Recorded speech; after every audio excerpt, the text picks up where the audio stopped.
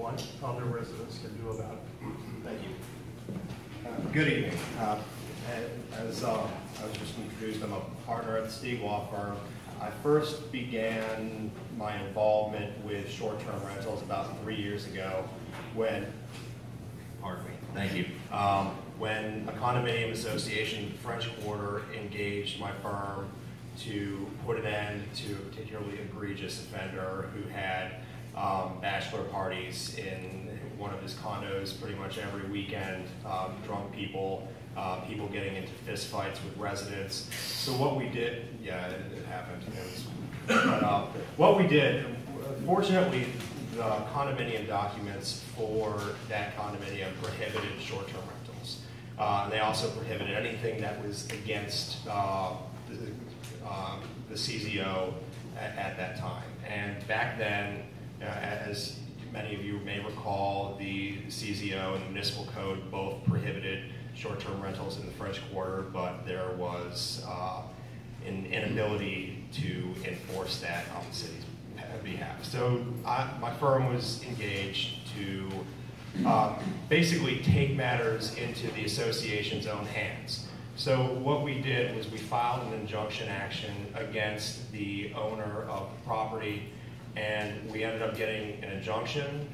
We ended up getting the owner of the unit held in contempt because he repeatedly violated the injunction.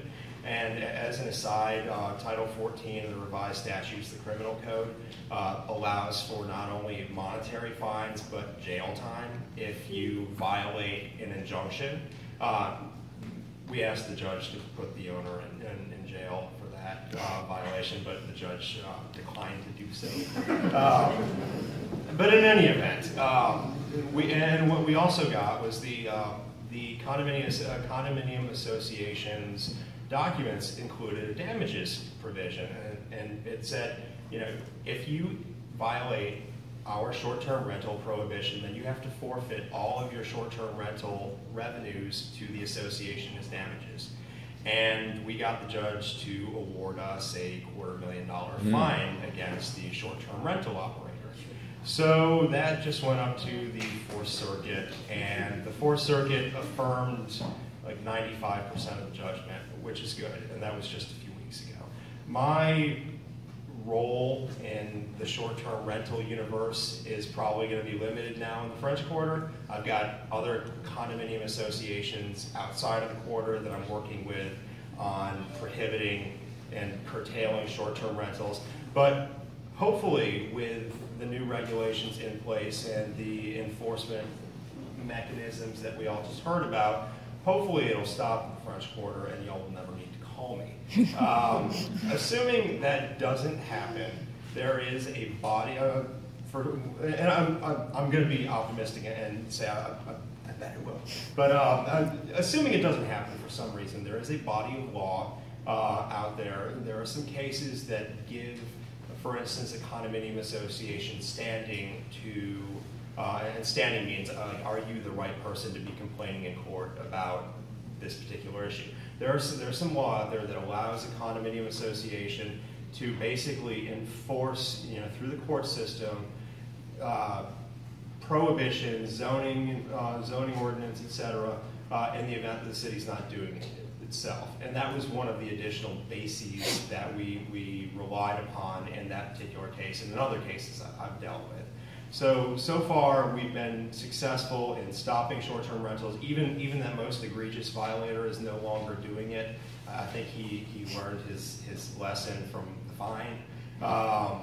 But that's where we are with things, and we can still file injunctions outside of the French Quarter, but we can still file injunctions inside the French Quarter if on behalf of the condominium association, for instance. But you know, my advice to anybody in this room, if you're facing a short-term rental issue, is to exhaust your remedies with the city, exhaust the city's processes and their framework for enforcement, because lawyers cost money and nobody likes to pay lawyers. And you know, calling the city and complaining, that's free. So do that, and if all else fails, you know, you can call me or someone similar.